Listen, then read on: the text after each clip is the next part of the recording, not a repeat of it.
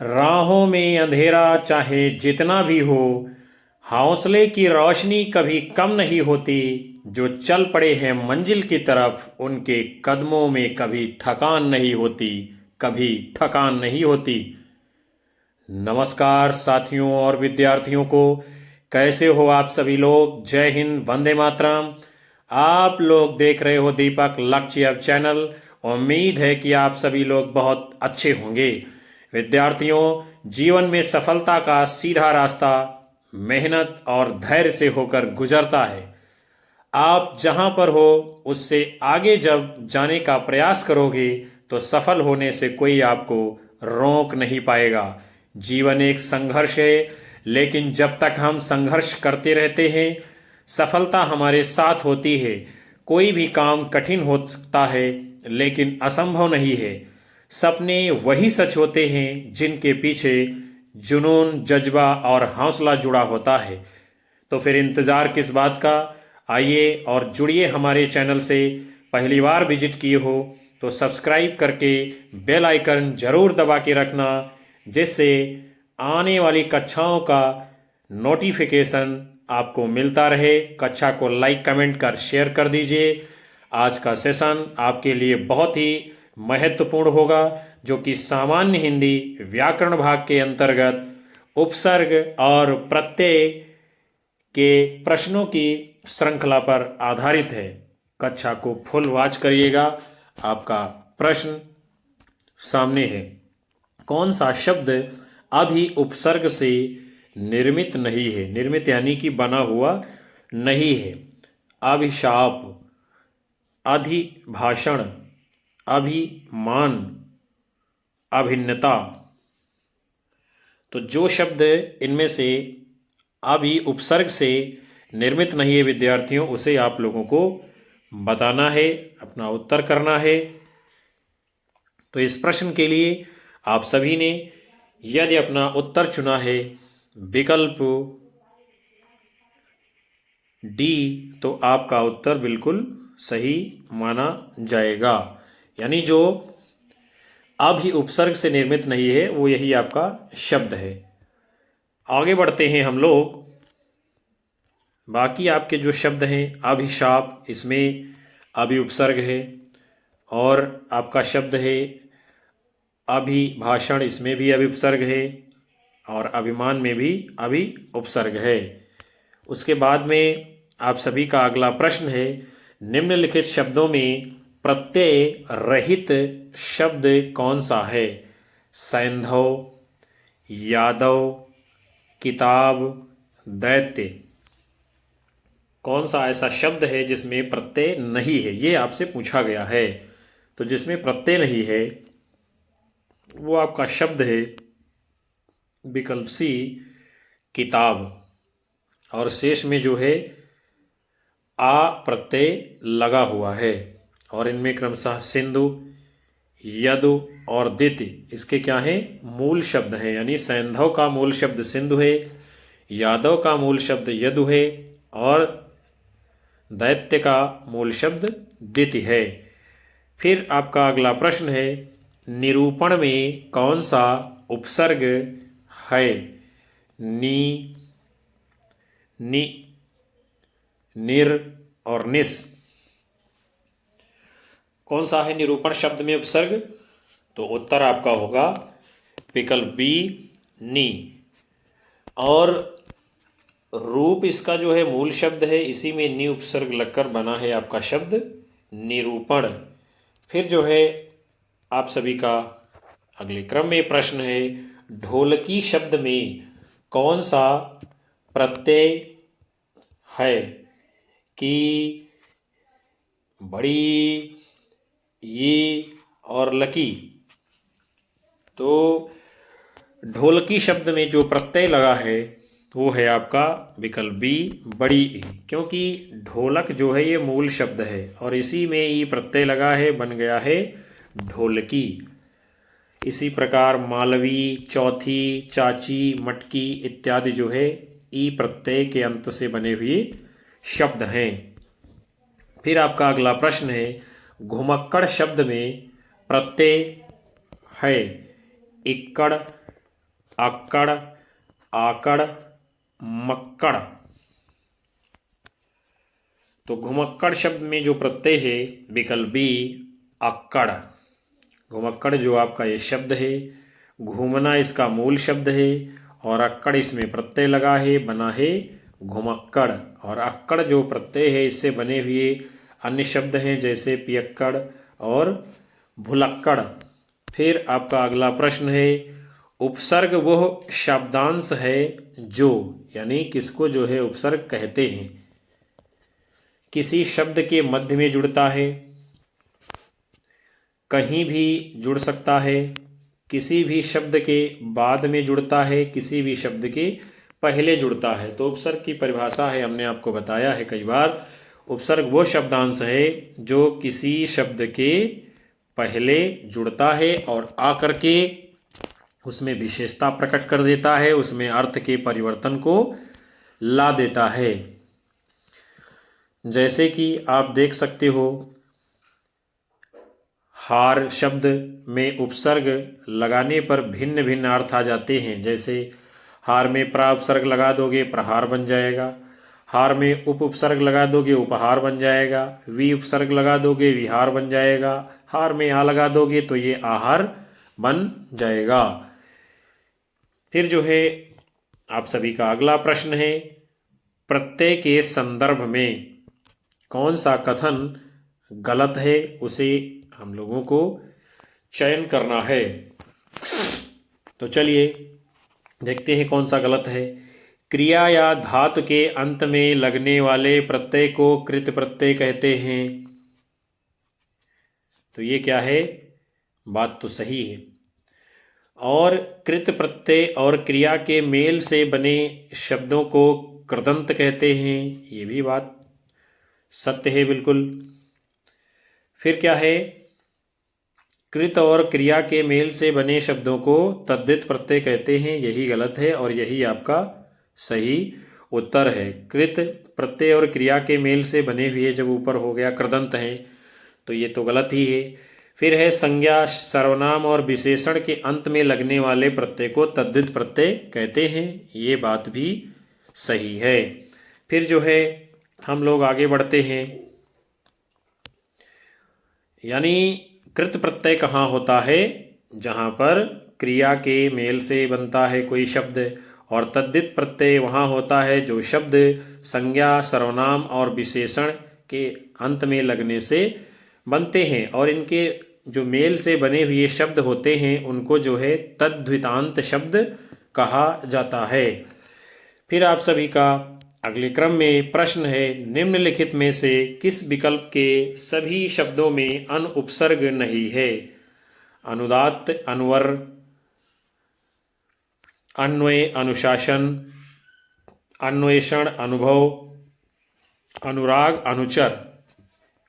तो जिस विकल्प में सभी शब्द अन उपसर्ग से बने हुए नहीं है वो विकल्प है आपका उत्तर ए, अनुदात्त, अनुर्वर, यही जो है आपका सही उत्तर है।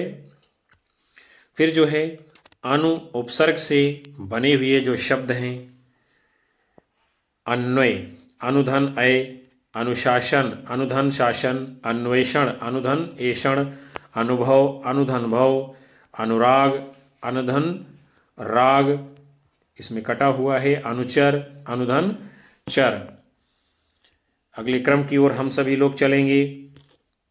फिर आपका प्रश्न है, निम्नलिखित में से किस शब्द में कृत प्रत्यय नहीं है।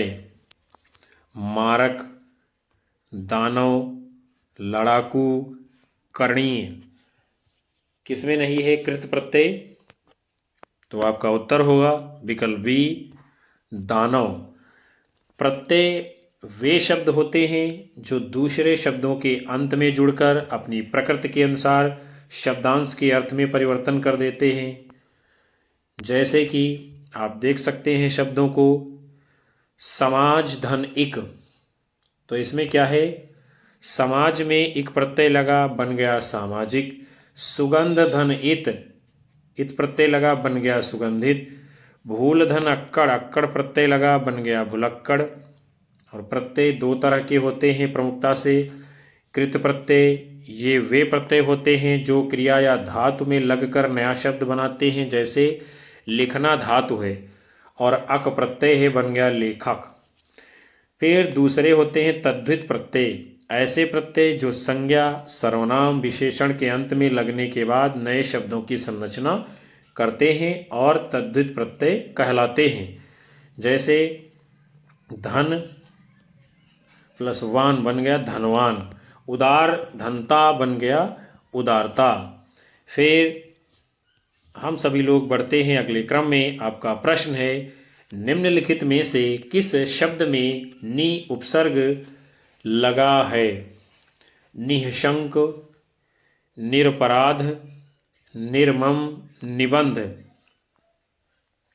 तो जिसमें जिस शब्द में नि उपसर्ग लगा हुआ है वो शब्द है आपका निबंध। और निःशंक में निस उपसर्ग है, निरपराध और निर्मम शब्द में निरुपसर्ग है। उपसर्ग उस शब्दांश या अव्यय को कहते हैं जो किसी शब्द के पहले आकर उसके अर्थ में विशेषता ला देता है, परिवर्तन कर देता है। अगले क्रम में आपका प्रश्न है, कृदंत और तद्धित किसके भेद हैं? पदबंध के, क्रिया के, उपसर्ग के, प्रत्यय के। तो कृदंत और तद्धित ये भेद हैं आपके प्रत्यय के। आपको हमने इसके बारे में कई बार बताया है।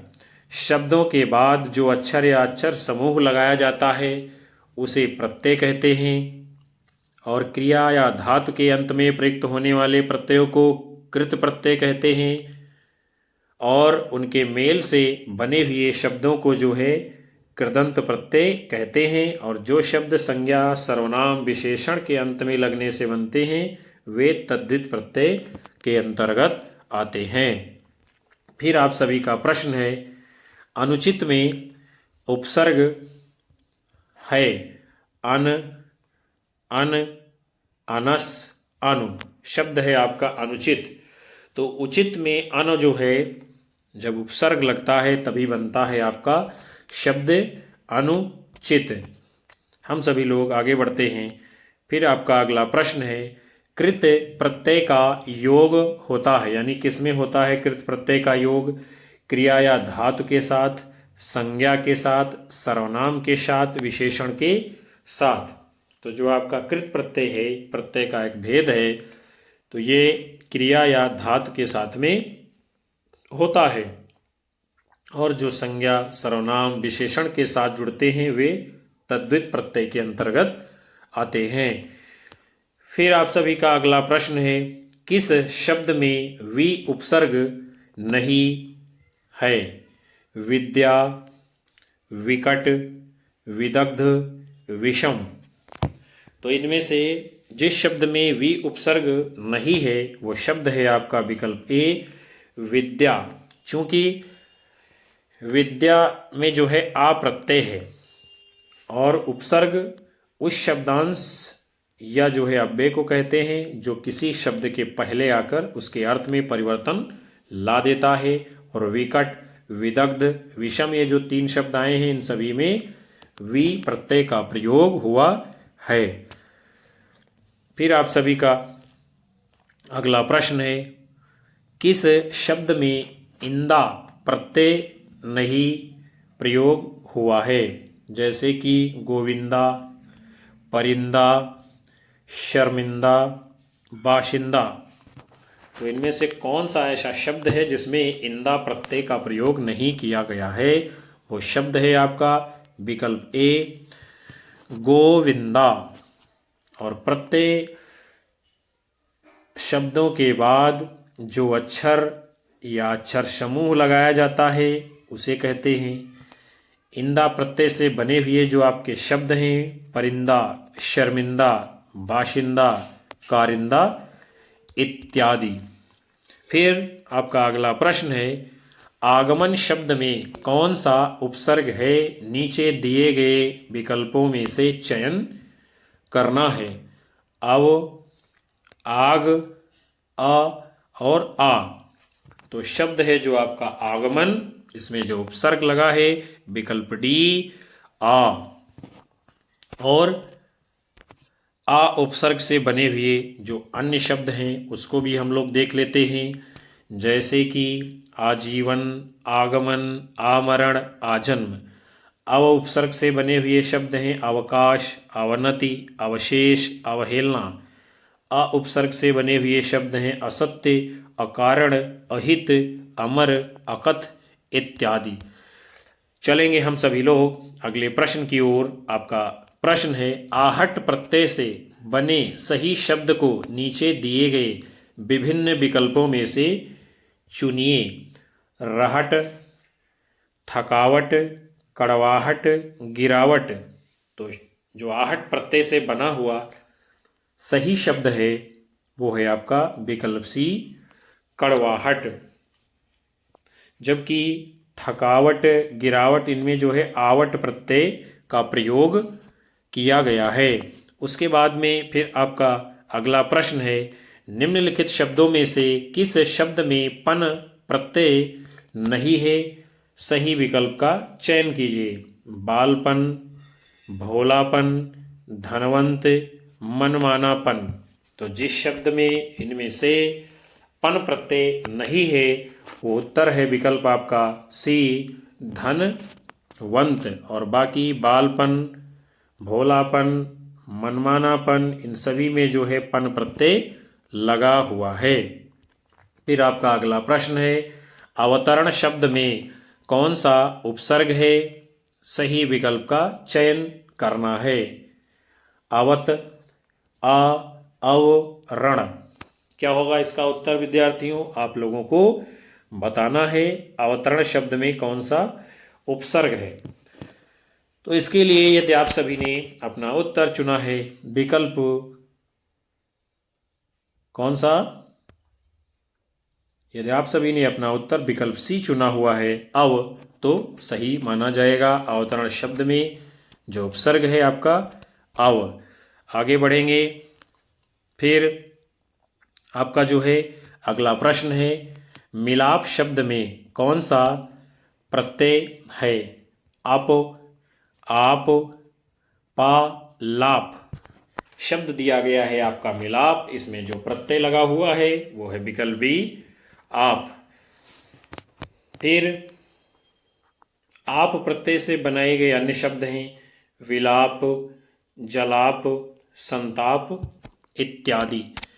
आप सभी का अगला प्रश्न है, आदि उपसर्ग का उदाहरण इनमें से किस शब्द के माध्यम से दिया जा सकता है? क्या है? आधार, अधूरा, अधर, अध्याय। तो अधि उपसर्ग का बना हुआ जो शब्द है इनमें से वो है विकल्प डी, अध्याय। और अध्याय जो शब्द है इसमें अधि उपसर्ग लगा है और आय जो है मूल शब्द है। अधि और आय दोनों मिलकर के क्या बनते हैं? अध्याय। अगले क्रम की ओर चलेंगे हम लोग। फिर जो है आप सभी का प्रश्न है, वे शब्दांश जो शब्द के आरंभ में लगकर नए शब्द का निर्माण करते हैं उन्हें क्या कहते हैं? प्रत्यय, उपसर्ग, पद, पदबंध। तो ऐसे शब्दांश जो शब्द के आरंभ में लगकर नए शब्द का निर्माण कर देते हैं वे कहलाते हैं उपसर्ग, और जो शब्द के बाद में लगकर नए शब्द का निर्माण करते हैं वे कहलाते हैं प्रत्यय। हम यहाँ पर कुछ उदाहरणों को देखते हैं। उपसर्ग मूल शब्द और उनसे बने हुए शब्द। उप उपसर्ग है, मूल शब्द है हार, बना हुआ शब्द है उपहार। प्रा उपसर्ग है, मूल शब्द है हार, बना हुआ शब्द है प्रहार। वि उपसर्ग है, मूल शब्द है हार, बनेगा विहार। अप उपसर्ग है, मूल शब्द है शब्द, बनेगा अपशब्द। अप उपसर्ग है, मूल शब्द व्यय है, बनेगा शब्द अपव्यय। ऐसे ही आप जो है अन्य तमाम सारे शब्द देख सकते हैं और बना सकते हैं। फिर जो है आप सभी का अगला प्रश्न है, आहट प्रत्यय से बने सही शब्द का चयन इनमें से करना है। चलिए देखते हैं। रहट, थकावट, कड़वाहट और गिरावट। तो जो आहट प्रत्यय से बना हुआ इनमें से शब्द है वो है आपका विकल्प सी कड़वाहट। और जो आप शब्द देख रहे हैं इनमें थकावट, गिरावट, इनमें जो है आवट प्रत्यय है। उसके बाद में आप सभी का अगला प्रश्न है, आगमन शब्द में कौन सा उपसर्ग है, इनमें से चयन करके बताना है। अव, आग, आ और बड़ा आ। तो जो आपका शब्द है आगमन, इसमें जो उपसर्ग लगा हुआ है विकल्प डी बड़ा आ। फिर कुछ उपसर्गों से बने हुए शब्दों के ऊपर भी एक नज़र डालते हैं। आओ, इससे बने शब्द हैं अवकाश, अवनति, अवशेष, अवहेलना। फिर अ उपसर्ग से बने हुए शब्द हैं असत्य, अकारण, अहित, अथक। आ उपसर्ग से बने हुए शब्द हैं आजीवन, आगमन, आमरण, आजन्म इत्यादि। फिर जो है आप लोगों का अगला प्रश्न है, निम्नलिखित में से किस शब्द में आ उपसर्ग है, सही विकल्प बताइए। विकल्प हैं आप लोगों के अनेक, अमर, अतिशय, अधिभार। तो इन शब्दों में से जिस शब्द में आ उपसर्ग है उस विकल्प का नाम है उत्तर आपका बी, अमर शब्द में आ उपसर्ग लगा हुआ है। फिर जो है अन उपसर्ग से बना हुआ शब्द है अनेक, अति उपसर्ग से बना हुआ शब्द है अतिशय और अधि उपसर्ग से बना हुआ शब्द है आपका अधिभार। तो आज के इस महत्वपूर्ण सेशन को विद्यार्थियों हम यहीं पर विराम देंगे, जिसमें आप लोगों ने सामान्य हिंदी व्याकरण भाग के अंतर्गत उपसर्ग और प्रत्यय प्रकरण पर आधारित बड़े ही महत्वपूर्ण प्रश्नों को आज देखा है। मैं आशा करूंगा कि ये प्रश्नों की श्रृंखला आपकी परीक्षाओं के लिए कारगर सिद्ध होगी। कक्षा को लाइक करिए, कमेंट करिए, शेयर मारिए और अधिकतम साथियों को हमारे चैनल से जोड़ते रहिएगा। यही आपका हमारे लिए प्यार होता है जो मनोबल बढ़ाता है, ऊर्जा का काम करता है और हम आपको लगातार कक्षाएं दे पाते हैं। मिलेंगे आप सभी को फिर से नई कक्षा में। तब तक के लिए नमस्कार, जय हिंद, वंदे मातरम, बाय बाय, शुभ रात्रि विद्यार्थियों।